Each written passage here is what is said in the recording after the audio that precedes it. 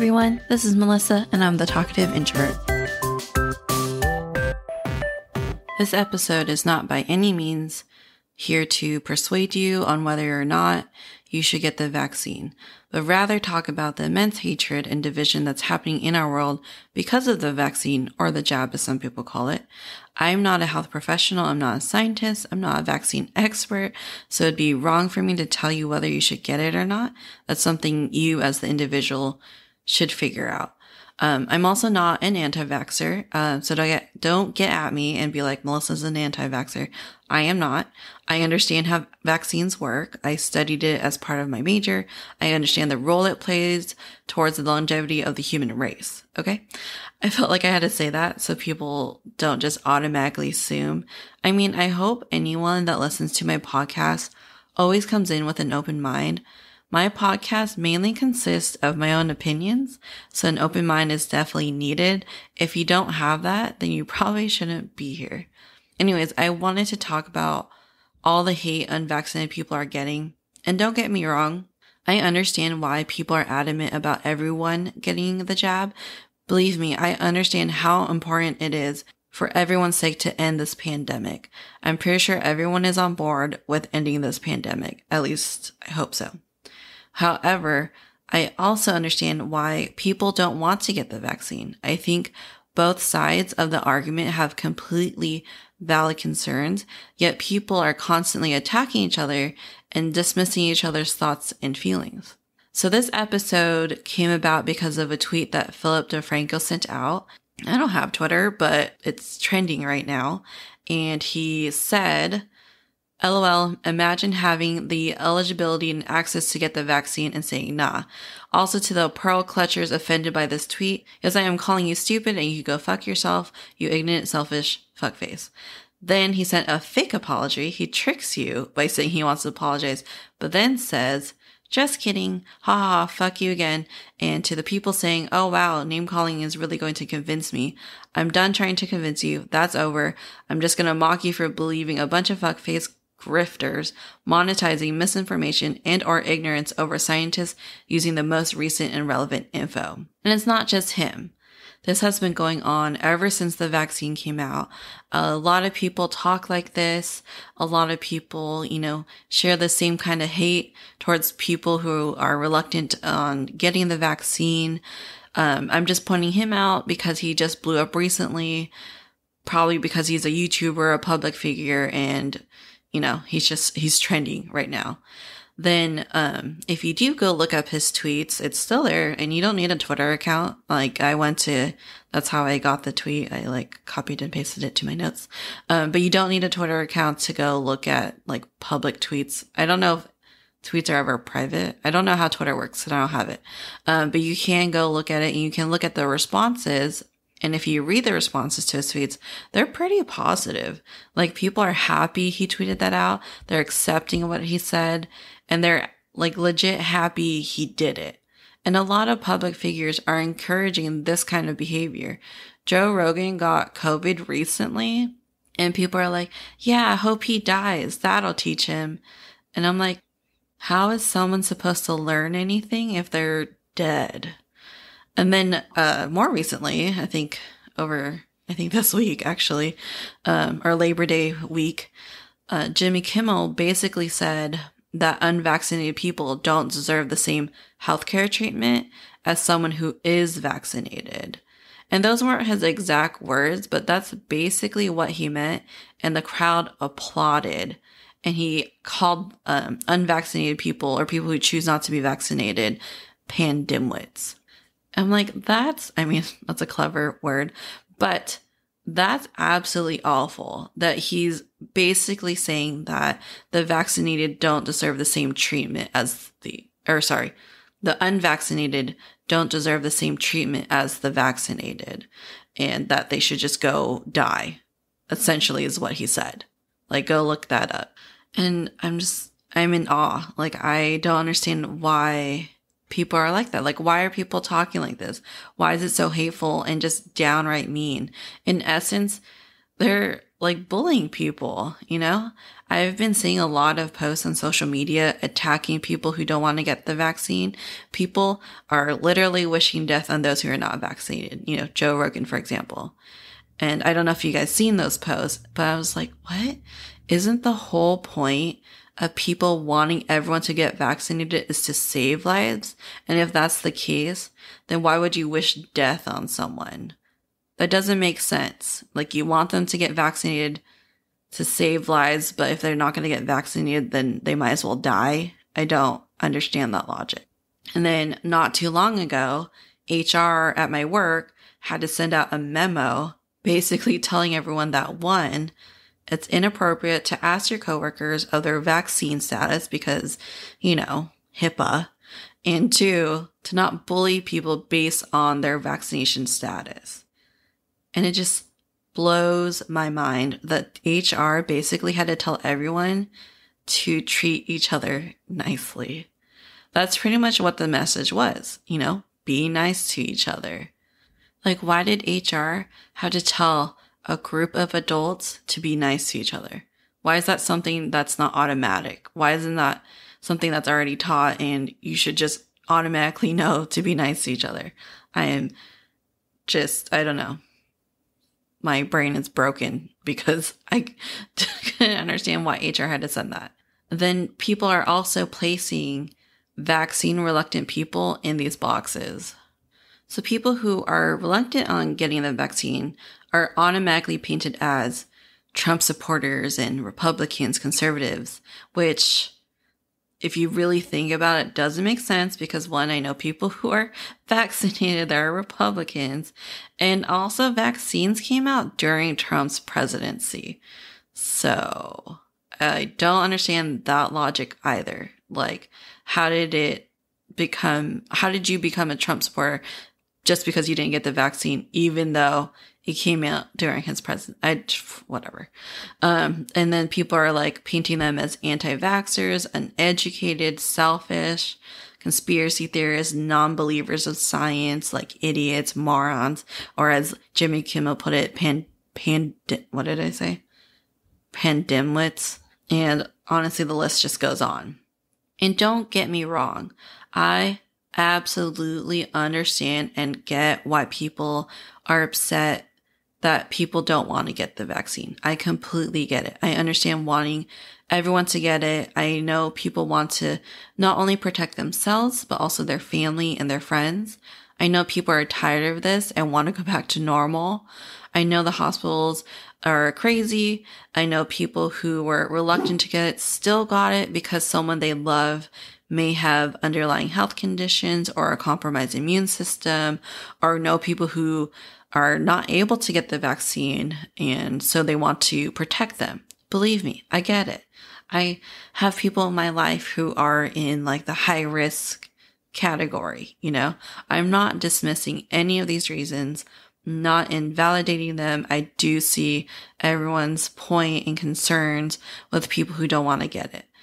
But with that said, that's not enough reason for people to act the way they've been acting lately. Or not lately, like this whole year, the way people have been acting.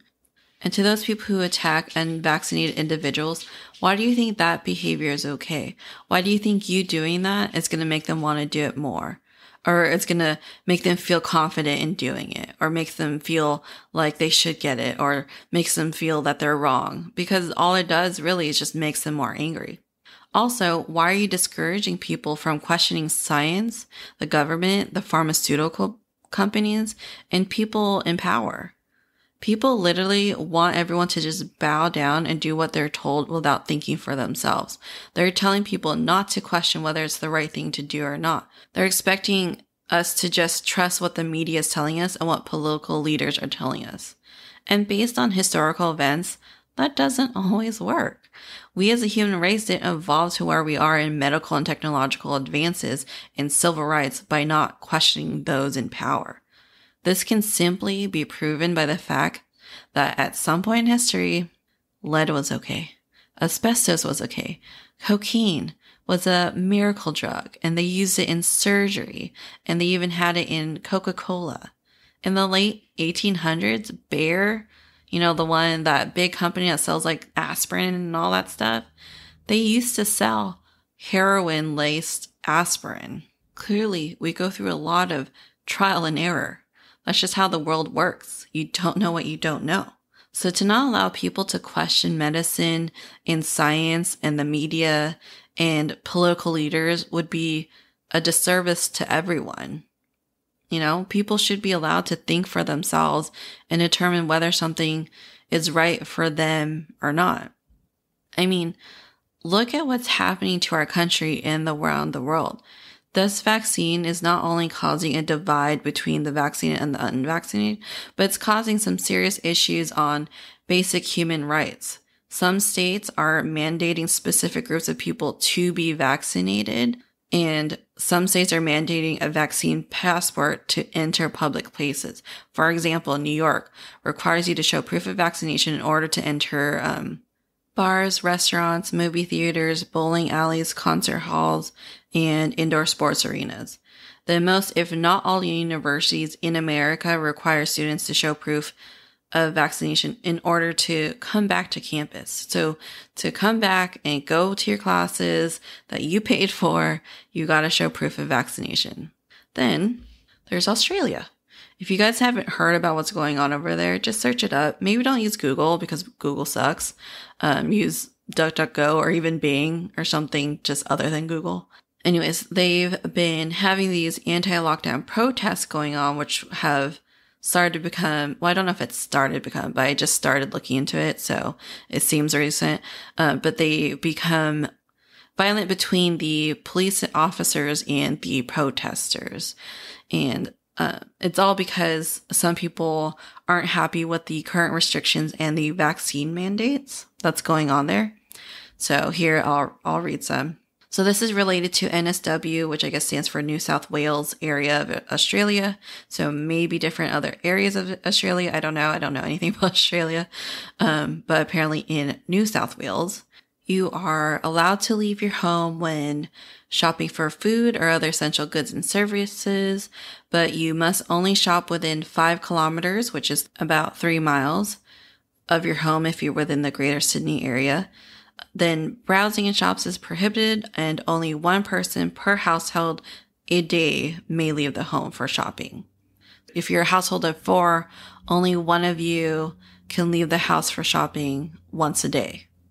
And then you could obviously go to obtain medical care or compassionate needs, including getting the COVID vaccine. I'm not sure what compassionate needs mean, but that is something you could do.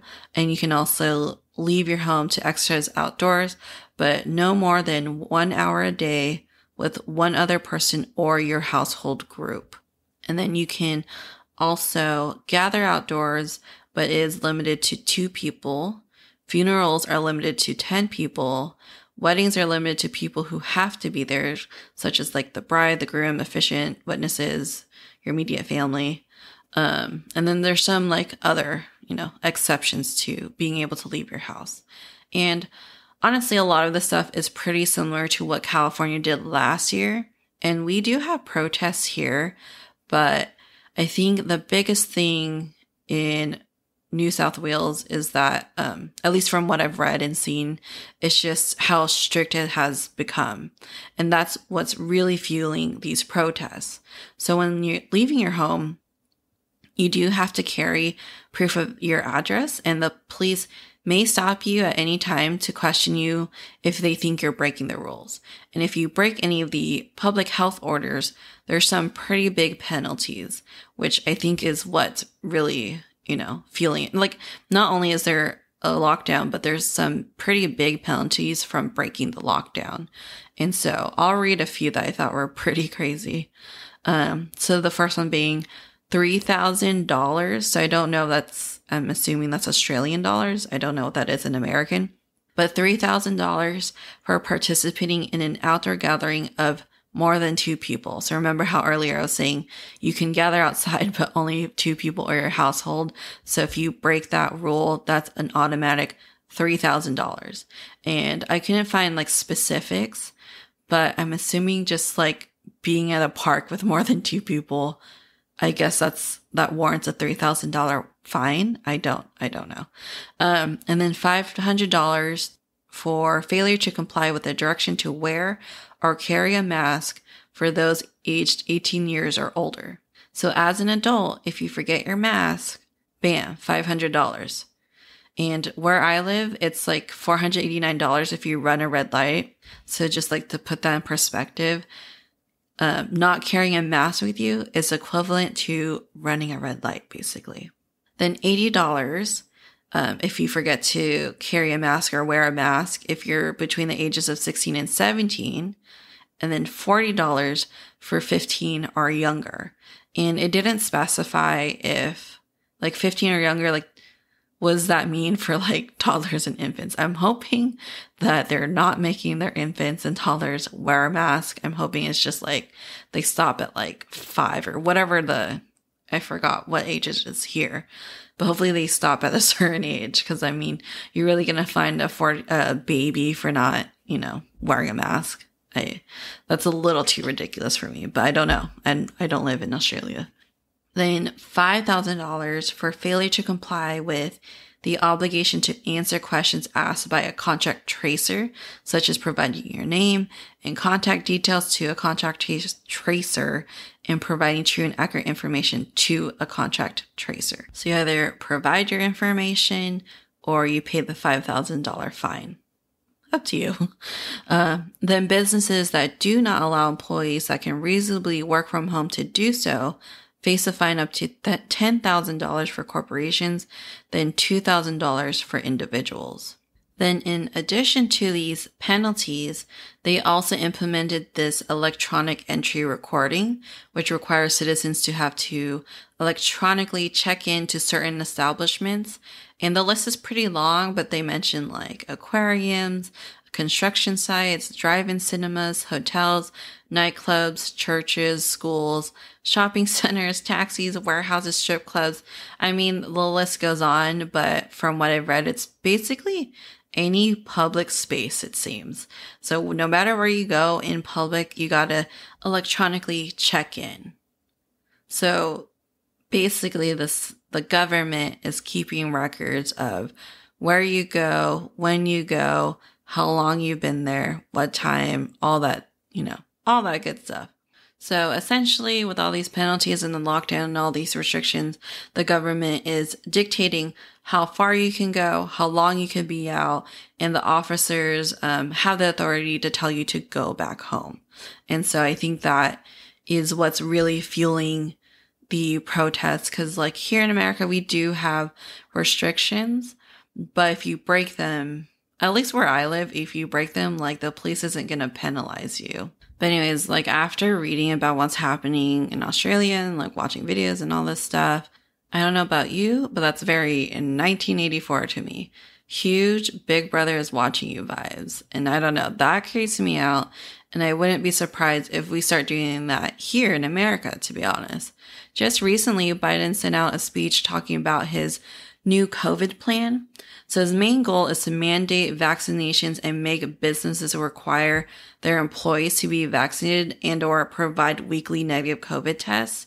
So that's for like private businesses, but for federal government employees, he's mandating them and their contractors to be vaccinated. He also mentioned that he would work to get rid of governors who opposes his opinion on how America should combat the pandemic. So if they're not on board with mandating vaccines in their state, then he's going to work to try to get them out of office, which in my opinion is very un-American. The whole point of having the different governing states is to spread the power and create a balance. If the president can control everything the governors do and how they run their state, then this is no longer a democracy. It's a dictatorship. And I'm going to pause here. I feel like I have to also add a disclaimer that I am a libertarian. I've mentioned that before in previous episodes. I didn't want either Trump or Biden to be president. I thought there were great, other great third-party options, and also a lot of good, promising people who should have stayed in the Democratic running. But for some reason, they dropped out. I'm only saying this because I don't want people saying I'm a Trump supporter and I'm some QAnon person and I'm some like crazy conspiracy theorist or something. I'm not crazy. Although the way people are acting sometimes make me crazy, like right now. Anyways, I just wanted to make that absolutely clear because I don't want people getting at me and calling me like a QAnon person or whatever. With that said, I was not happy with how Biden decided to go about sharing his new COVID plan. So if you haven't seen that speech, you can watch it on YouTube. It's everywhere. You can watch it for free. But if you notice in like his tone of voice and the way he like talks and the word choices that he made, it was very accusatory and it really painted unvaccinated people as the enemy and as the problem. He's calling this the pandemic of the unvaccinated, and he's spreading a lot of hate towards those people, which basically validates people's negative actions towards them and is encouraging people to ridicule them. As the leader of a country, I think it's important to understand the opinions and concerns of all your citizens. It's important to listen to the people. Instead, he's fostering a further divide between the people, and we already had that pretty badly with Trump. We don't need more of that. People trusted him to come into office to break that, like people wanted more cohesion and wanted something better, but he's not, in my opinion, is doing the same thing. He's just creating a bigger divide, just like, the previous presidency. I had a coworker tell me how back in the day, I don't know how old she is. She wouldn't share that with me, but she said like back in the day, Democrats and Republicans used to get together and talk things through. She said like that they would actually sit and debate and have like a civil conversation. Whereas now it's just absolutely awful. Like they don't even want to sit next to each other. They don't even want to like hear each other out. I mean, Biden didn't even bother to take questions from the press, and he tends to do that. And it's like, why? Why is he not answering questions? Why is he not trying to be transparent with the citizens and with the press? And he just walked off. Like people were had questions and they wanted to ask him something and he didn't even blink an eye. He just walked off and didn't answer anything. And that just really bothered me. I think it's important to question your president regardless of whether you voted for them or not. Even if it's someone you voted for and it's someone in the same party as you and you really liked how that person presented themselves during the election and all that stuff, you should still question them because everyone is capable of corruption. Most people are capable of faking it till they make it. Most people can put on a persona. It's our jobs to vote for who we think is the right person, but to also make sure whoever is in office is serving the people and not themselves. So that speech or whatever you want to call that really irked me because it's very clear that he only cares about a certain group of people and he doesn't care about all people, even though he claims to. And although his speech makes it sound like he's just doing this for our own good. He's just doing this because he cares about us. But really, it's just, what I got out of it is that he only cares about people who have the same mindset as him and who have the same opinions and share the same outlook and perspective. And at the end of the day, no matter what you choose to do, you'll always be taking a risk. Everyone is taking a risk by getting it and not getting it, by quarantining or not quarantining, by wearing a mask and not wearing a mask. For some people I know, they don't want to get it because of the negative effects that some people close to them have experienced. Like I know people close to me who have experienced really bad negative effects. Though rare, as we're told, it's rare, but the fact that it's a possibility still makes it a risk. You could be the unlucky 0.01%. Then even if you get the vaccine, you can still catch it and spread it. It doesn't make you completely immune to it. You can still get it and you're still taking that risk of spreading it to others every time you decide to leave your house. And we can't forget that There's this level of distrust people have with the government and the medical field. People think it's crazy how much people distrust the government. But look at our history. There's been this long-standing distrust from the minority community towards the medical field and the government. Anyone who has taken a U.S. history class would understand that.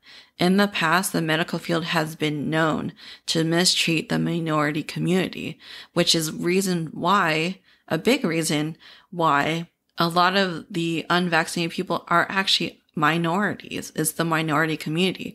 And a good example of, the distrust in the medical field is the Tuskegee syphilis study.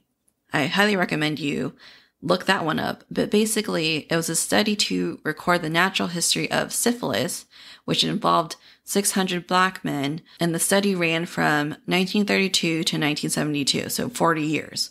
And one of the biggest controversies was the fact that penicillin became available in 1943, so keep that in mind.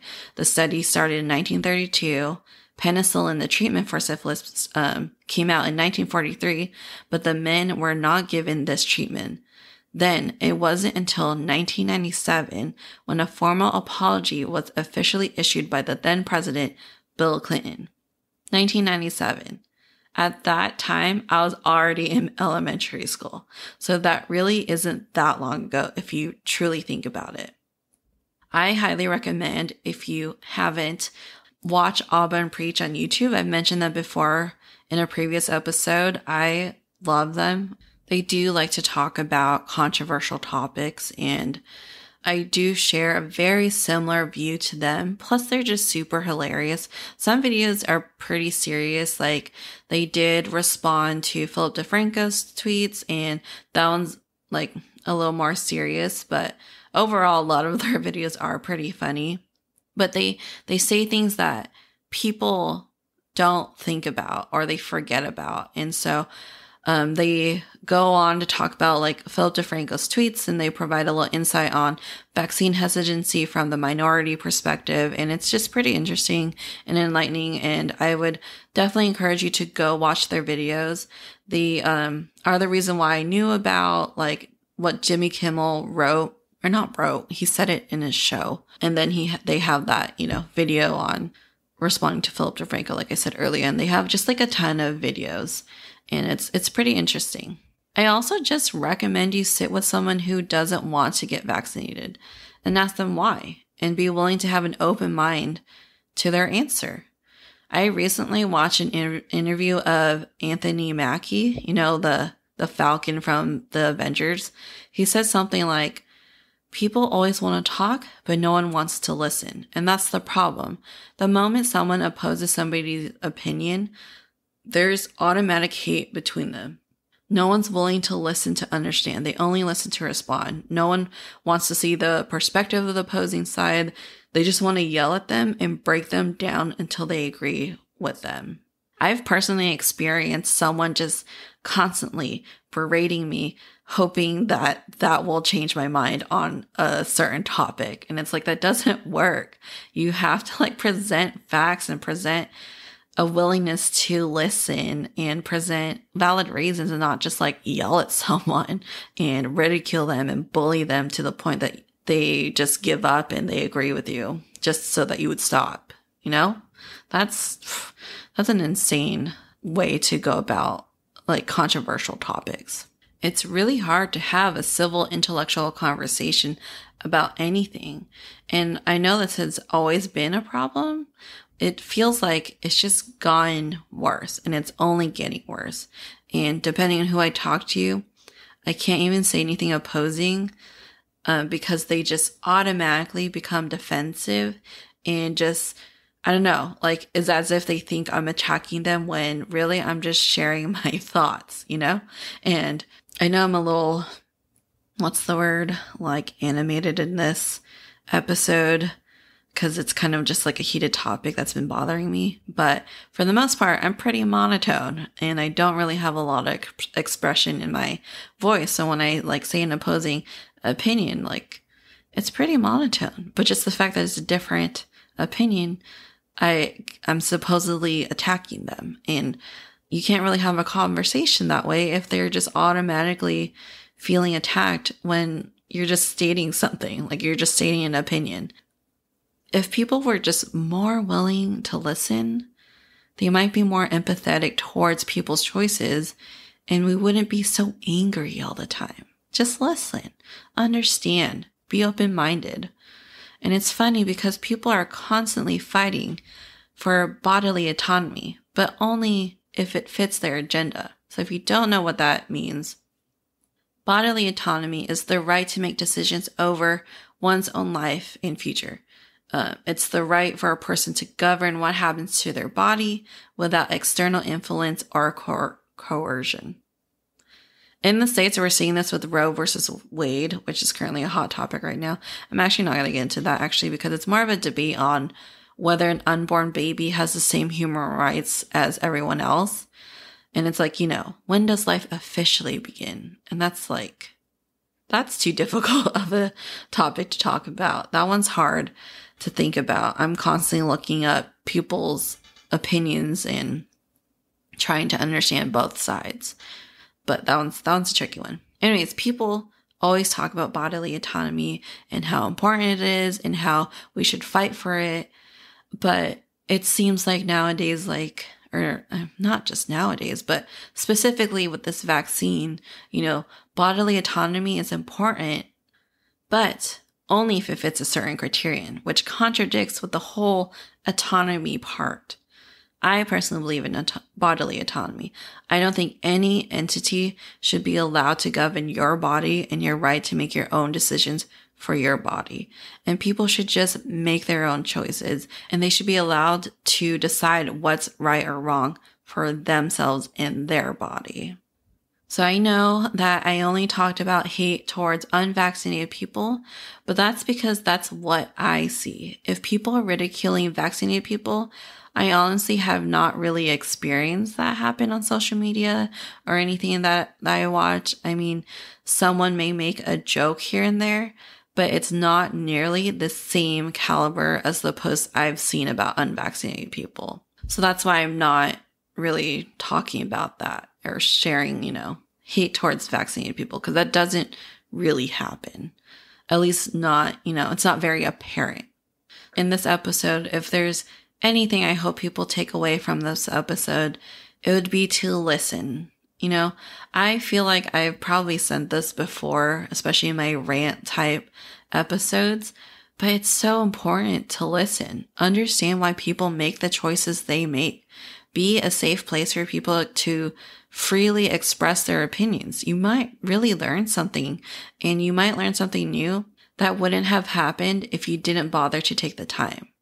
Also, question everything. Don't expect people in power to always be right and know what's good for you. They may know what's good for you, but it might not fit their agenda. So keep them accountable. All right, thanks for making it to the end. If you enjoyed my rant and want to stay up to date on the show, please follow me on Facebook and or on Instagram. You can also check out my website at thetalkofeintrovertpodcast.com. All the information will be on there as well as in the show notes. If you want to help support the show, please review and rate the podcast and share it with your friends and family.